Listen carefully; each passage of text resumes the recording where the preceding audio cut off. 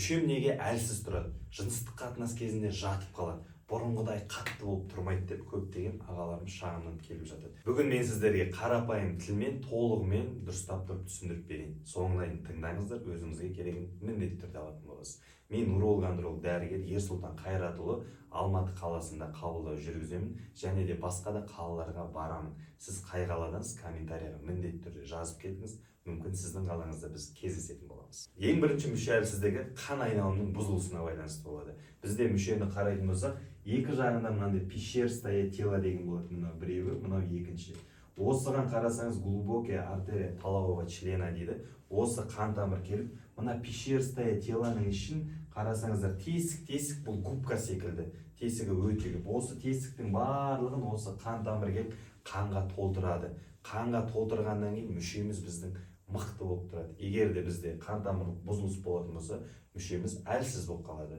Көбінесе жыныстық қатынас кезінде жатып қалып жатады. Осы кезде ағаларымыз шошып кетеді көбінесе. Келесі кезекте қарасаңыздар, мына мүшені жатқызып тұрғызатын бұлшықеттеріміз бар. Солардың әлсіздігі кезінен байқалады. Қарасаңыздар, мына бұлшықет, мына бұлшықет, мынау осының барлығы бір мүшені кран секілді жатқызып тұрғызады. Осы бұлшықеттер әлсіз болады, немесе көп отыра бергеннен олардың қызметі бұзылады, қан айналымы бұзылады. Осының салдарынан да мүше әлсіздігі көптеп байқалып жатады ағаларымызда. Жаңағындай айтады ғой, жылқыға отырсаң мүшең мықты болып тұрады деген секілді. Жылқыға отырған кезде осы бұлшықеттер тренироваться етеді. Келесі кезеңде бізде мына простата безі. Простата безі ісінген кезде, ол жаңағы бүкіл еркектерде кездеседі, простатит деп айтып жатады. Осы простатит болған кезде де мүше әлсіздігі белгілі болып жатады. Егер де сіз осы простатиттің белгілерін қалай байқайсыз? Түнгі уақытта жиі дәретке шығу, немесе мына қуықта кіші дәретке барған кезде толықтай шықпай қалу сезімдері, қуықта бір остаток моча қалып қалғандай сезімдер болып жатады. Түнгі уақытта тұрып, именно дәретке бола тұратын болсаңыз, осы да простатиттің бір белгілері болып жатады. Және де осы мүше әлсіздігінің келесі белгісі ол гормональды бұзылыстар. Гормонға байланысты. Және айтып жатады ғой, еркектік тестостерон гормоны нағыз еркекті еркек қылатын гормон деген секілді.